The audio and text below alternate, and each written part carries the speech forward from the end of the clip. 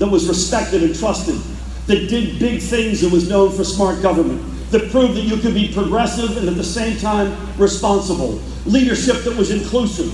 Leadership that was civil, even when we disagreed. If you stop right there,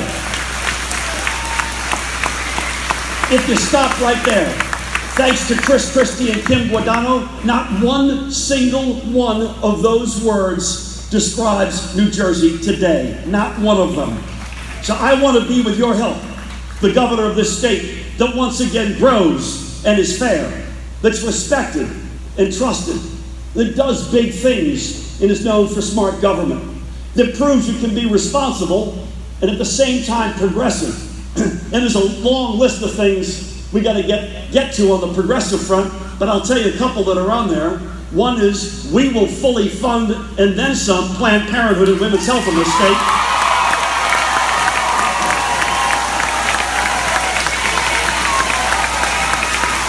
We will sign the gun safety laws that this governor has vetoed.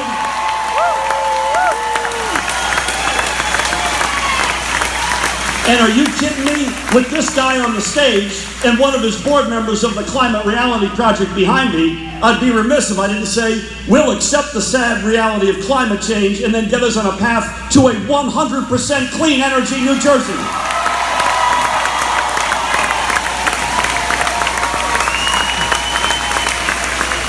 We will once again be inclusive in our leadership that touches all 9 million of us. And I'll make a commitment, Mr. Chairman, right here on this stage in this room. When I go to the beach, I don't go by myself.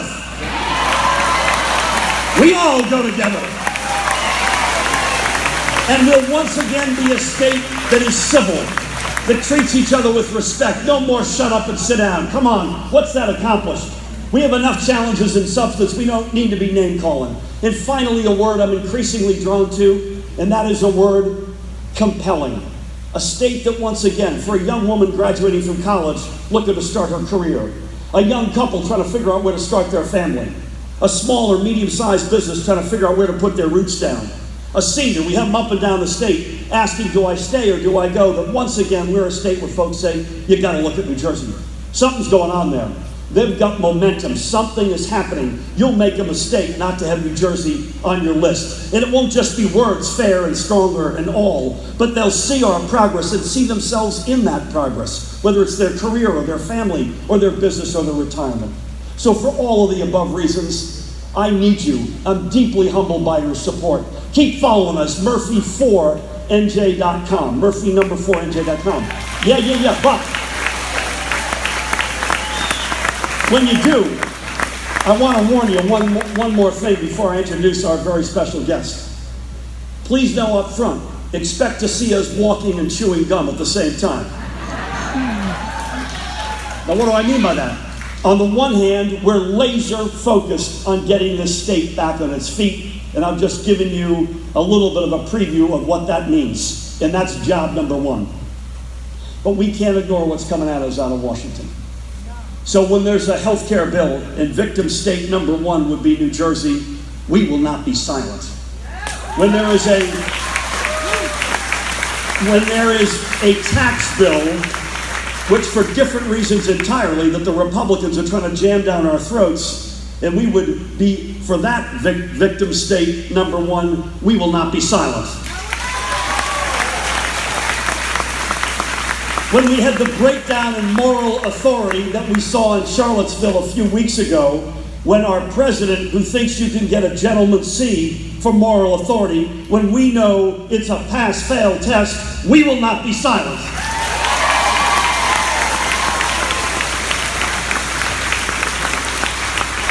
When dreamers, and we have 22,000 of them, who are every bit as American as our Emma and her brothers, are being shown the door, we will not be silent. And when you have the awful tragedy that we saw in Las Vegas, and our opponent and many others on that side of the aisle said either now is not the time, or I think we're okay with the gun laws we have, my answer is, was it time for 58 innocent people to lose their lives? Who made that decision? Now is exactly the time to talk about gun safety.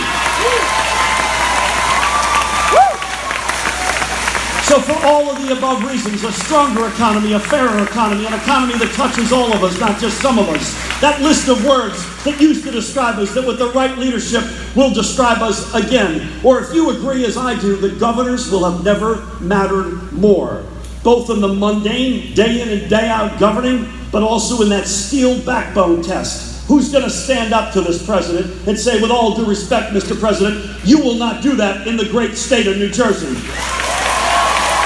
So for some or all of those reasons, I need you and I cannot thank you enough. Yeah. I've concluded over the past week or two that my opponent and the other side are doing just what Donald Trump did, just what Chris Christie did. It's more of the same. And that is, they're trying to scare people to vote. Did you notice that? They're scaring them to vote. That's not how I grew up. And by the way, I grew up in a tough circumstance. I was working poor. My mom got out of high school and my dad didn't. She made sure we went to college and he made sure we cared about politics and service in the community. And we weren't in the scare you to vote or scare you to follow school. We were in the school our heroes inspired us. They set out a vision to lead us. It was Jack Kennedy and Bobby Kennedy and Martin Luther King Jr. and Cesar Chavez and many others. They weren't scaring us, they were inspiring us to vote and to follow. And on that list, high on that list, is Al Gore.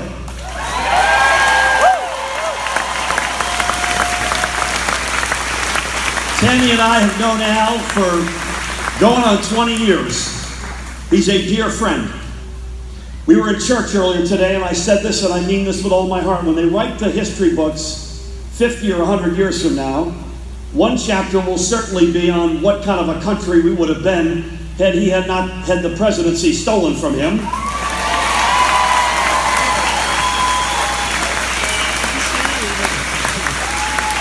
But I think the even bigger chapter will be thus.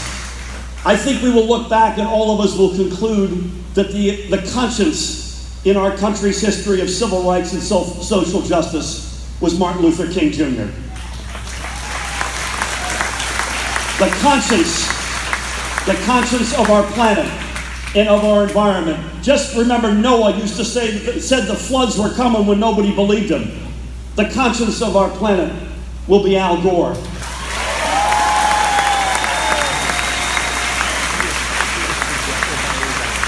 Ladies and gentlemen, please join me in welcoming an American hero, our dear friend, Vice President Al Gore.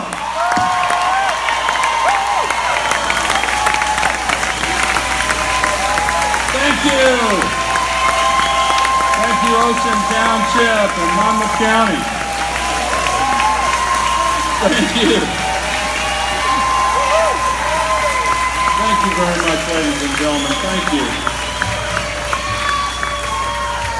What a wonderful crowd, and thank you for the enthusiastic welcome, and thank you, Phil, for what I would have to humbly regard as a way overly generous introduction. He laid it on thick this morning, and I recalled what the late, great Jim Wright of Texas once said after such an introduction. He said, "You know, I wish my late mother and father could have heard that. My father would have enjoyed that, and my mother would have believed it." And I really appreciate it very much, Phil, and I'm going to get around to talking about you a good bit in just a moment, but I want to brag on Tammy Murphy, and my dear friend Frank Pallone made similar comments a moment ago, but I've known this couple, as Phil said, for almost 20 years, and you will often hear the word friend or the word friendship thrown around in politics, and sometimes you will be led to suspect that it's used a little loosely, because a passing acquaintance sometimes becomes a firm friendship. But in this case, we really have been extremely close friends, and I really do know both of these people extremely well. We've been in each other's homes multiple times. We've vacationed together.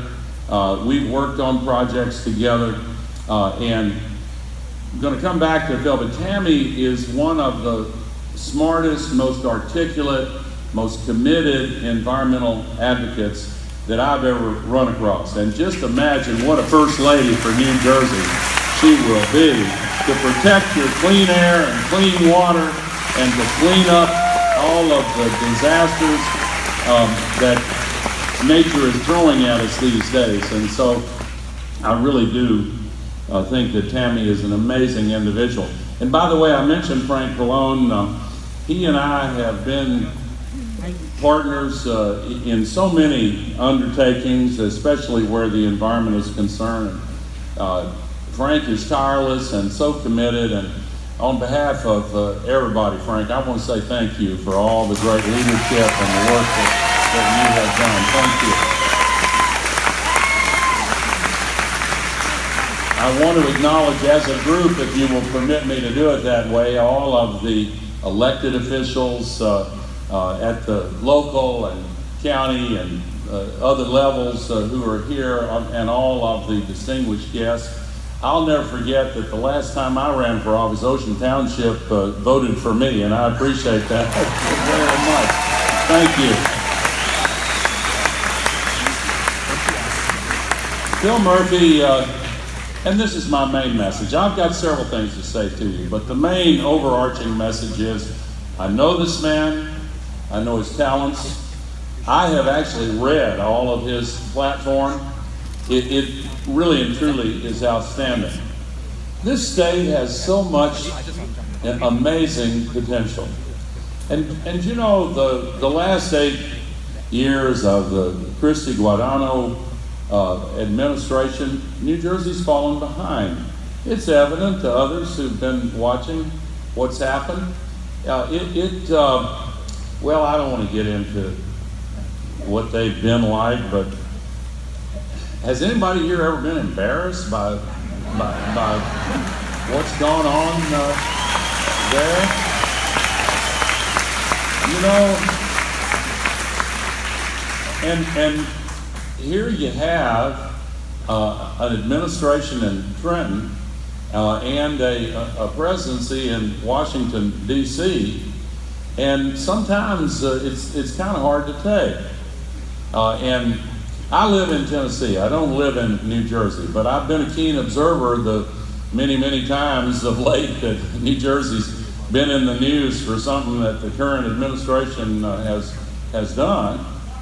And well, no, don't tell me you're sorry about that. I'm sorry for you about that, but I'm really trying to underscore the point. You have a very clear choice to make. If you like the current administration and the way things are going and have been going, you have the opportunity to keep it on. Or if you think that it is time for a real refreshing change to get New Jersey started down the right road again, then you want to elect Phil Murphy governor of New Jersey.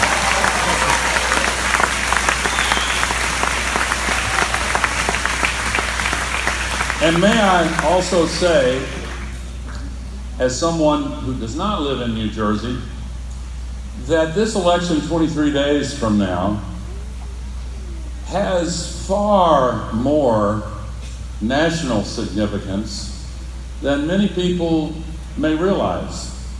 There are only 2 states, as most of you are aware, who have the opportunity to send a very powerful message to the country as a whole in 2017 and don't have to wait until 2018. And I don't remember in my entire lifetime, well, maybe 1974 after Watergate was such a year when the President of the United States had disgraced himself in the office of the White House.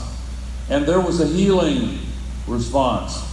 There was a powerful message from the voters that year. Said, we've had enough, we want to change, we're not going to put up with this, and we want those people in Washington, D.C. to understand, no matter how the lobbyists and the fat cat, the contributors and the special interests have acquired so much power. We the people still have the ultimate power in this country when we are willing to use it. And we're fed up. We've had enough. We want you to clean up your act down there in Washington, D.C. I hope you'll do that. Honest to goodness, I don't even know where to start.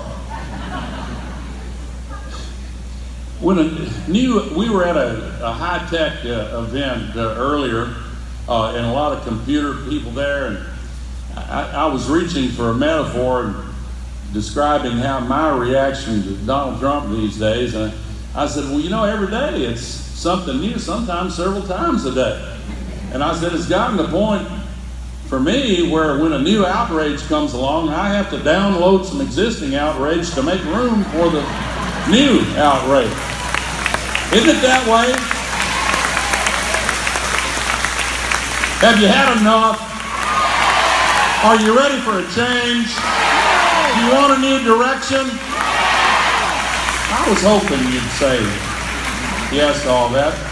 Now, a second message I want to give you that's based on my personal experience. If anybody here is tempted to think for 1 minute that every vote doesn't count,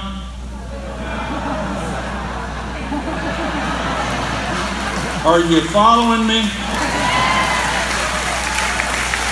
Your vote counts. Every vote counts. Register to vote, and then vote, and get your neighbors to register, and your friends, and get all of them to vote.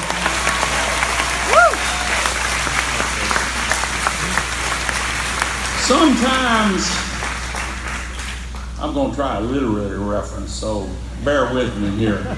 There's a well-known poem. I don't know a lot of poems, but I know a few lines from poetry. And one of them, most people here have heard at one time or another, written almost 100 years ago at a time when the world was in despair in the worst tragedy of World War I. And the line goes like this: the best lack all conviction, and the worst are full of passionate intensity, and the sinner cannot hope. Well, sometimes you'll listen to the talk radio, the most extreme of the talk radio, to see what they're going on about. Or you'll listen to some television commentator that's off the beam, and you'll hear some of these awful people who try to divide our country. For example, you'll look at all those men with torches marching in Charlottesville, Virginia, spewing hateful rhetoric, and you kind of wonder, what in the world is happening here? And you think the worst are full of passionate intensity. And there have been other times where it has seemed like it's more than time enough for the good and decent people with common sense who know how we can hold our country together and make progress again to really get up and start fighting and voting and talking and winning elections. And then you wonder, is it going to happen? Because sometimes the best seem to let us down and lack conviction. Well, this is a choice. 23 days from now. And the outcome can depend on you personally, each and every single one of you. There are more than enough people in this auditorium.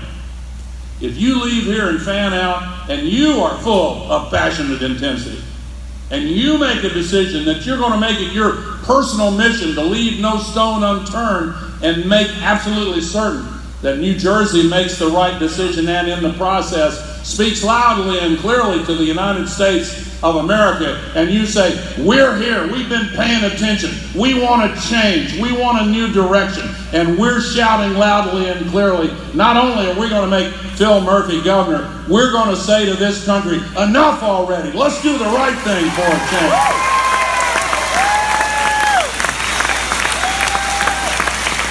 Now, coupled with that message that every vote counts is a parallel message that elections have consequences. Elections matter. In the unlikely and unfortunate event that the other outcome came, you know what the message would be? It'd be, well, people don't really care. The president can go off there and look at that torchlight Nazi KKK parade and say, there are a whole bunch of fine people in that group. Or he can abandon the people of Puerto Rico, or he can insult Gold Star parents, or he can do any of the thousands of other things it seems like have been going on in these last 10 months. And you could send a message, yeah, we don't care. We don't have much conviction about the future of this country or the future of this state.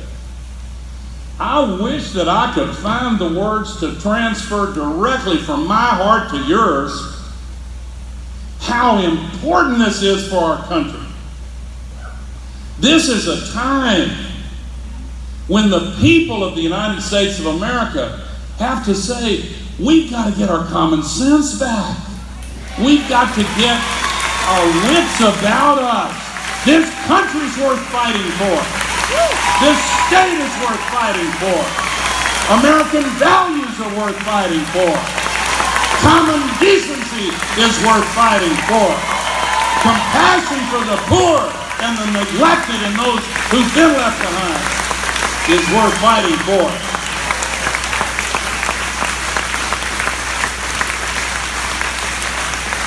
Now finally, I want to say a word about one issue that I have been devoting my life to, and that is the environment, and specifically the issue of climate change. And I'm not going to talk too long about it, but I'm going to say a few words about it. 1 week from now will be the anniversary of Superstorm Sandy. Why is it that there are still families and small businesses that have not yet been able to get the help they need to recover all these years later? Why is that? Ask the people of Puerto Rico, where they've been reduced, some of them to try to get drinking water from a Superfund site. All these people have no fresh water, no electricity. And the president says, well, we can't stay there forever. He kind of makes it seem like they're to blame for what happened. But those who were impacted by Superstorm Sandy know what can happen when a hurricane comes in like the one that devastated Puerto Rico. But it's not just Puerto Rico.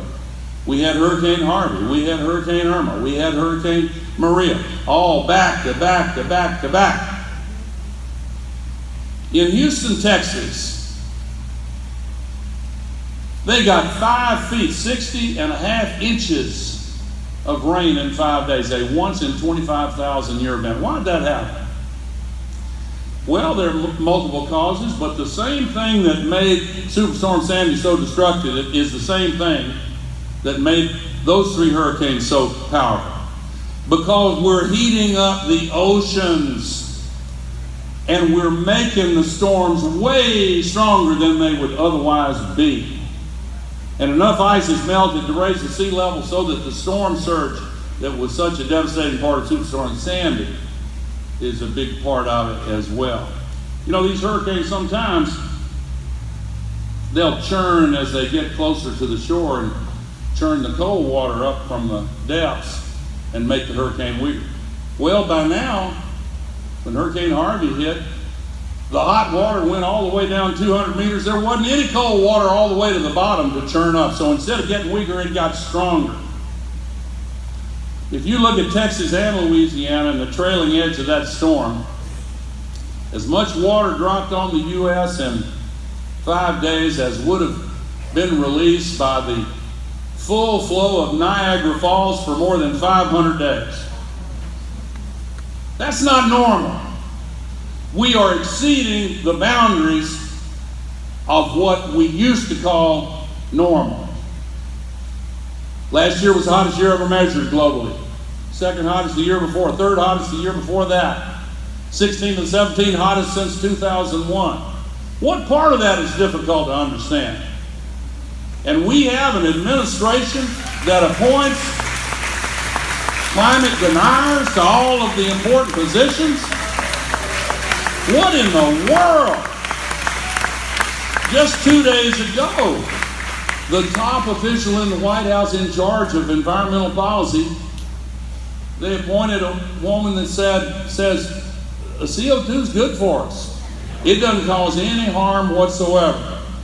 Well, 99% of the scientists say that's wrong, and the people in New Jersey who have seen for themselves what happens say that's wrong. But again, I come back to what I said earlier. What are we going to do about it? When is it our turn to speak up? Our turn, your turn, is 23 days from now. And then all of us will have a turn in the years to come.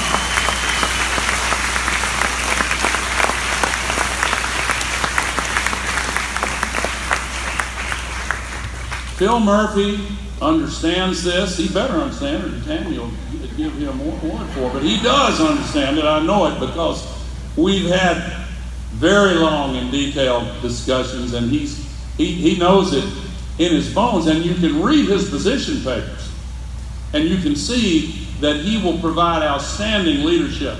Now, what about, how does that relate to the main message on jobs that he was talking about? Here's something a lot of people don't know. Bureau of Labor Statistics announced just 2 months ago, what is the single fastest growing job in the United States projected to remain so for 10 years? Wind turbine technician. He's got a platform to bring those jobs here to New Jersey. That's the fast growing area. Solar jobs. A lot of people don't know there are already twice as many jobs in solar as coal. Solar jobs are growing 17 times faster than the average of all other jobs that are growing in the United States of America. That's where the future of the economy is, because worldwide we're seeing a sustainability revolution. And these technicians and engineers and business leaders, they get it. They see where the opportunities are. We have a sustainability revolution gaining speed. It has the scale of the industrial revolution, but the speed of the digital revolution. That's where the jobs are growing. And what about, has New Jersey been participating? Not really. If you look at the capital flows into these high-tech areas and venture capital, during the years of the Christie Guadagno administration, shockingly, venture capital funding in New Jersey fell by almost a half, while in the country as a whole, it more than doubled. And when these folks get together and say, okay, a lot of jobs coming, a lot of investment on the way, where shall we go? New Jersey hadn't even been a part of the conversation. Phil Murphy understands that conversation. He understands how to lead that conversation. He understands how to lead the new opportunities that are coming down the pike to right here in New Jersey. So, if you want to create the jobs of the future, if you want a governor and a first lady who really get it and who care about clean water and clean air and cleaning up the climate and provide the jobs in the process, this is a very, very clear choice. So I want to close. I want to close by reiterating my main point. Number one, this is a good man. I mean, a really good man. Number two, your vote counts and elections matter. Number three, you have an opportunity to send a very powerful and much needed message. And finally, please find deep down the passion and the intensity that is really the key to the outcome here. Some of you, like me, like Frank, been to lots of rallies where people come together, clap and cheer, and you leave and think, boy, okay, we're ready to go. Okay, but that's not enough. When you leave here, you've got to make it an extra special priority. Too much is at stake. So much rides on this outcome. I remember in my last campaign, I would hear people on the news say, well, it doesn't really matter. Well, it turned out to matter a lot. And by the way, if we could have that choice over last year and keep Donald Trump out of the White House, I know some people that voted for Trump who would like to have that vote back now. And I know a lot of people who still support Donald Trump, but will tell me privately, I think it's a little bit much. I think he needs to dial it back a little bit. So if anybody within the sound of my voice is a Trump supporter and doesn't want to abandon that position, okay, we respect you.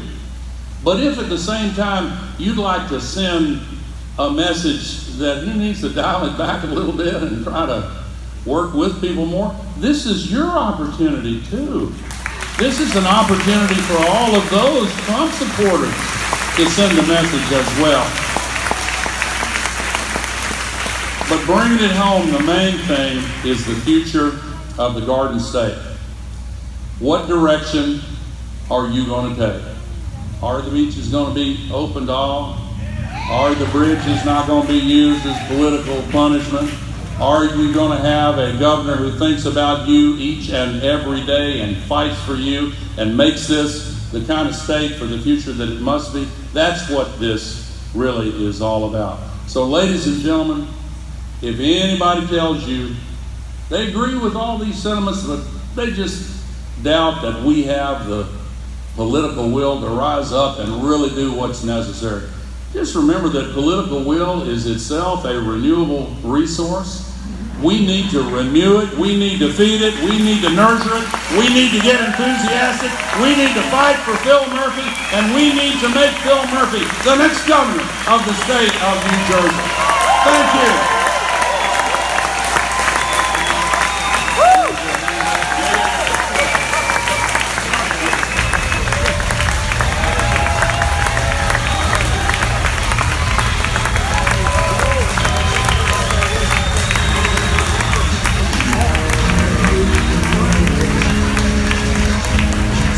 All right, let's give it up again. Al Gore, Phil Murphy, Tammy Murphy, let's go.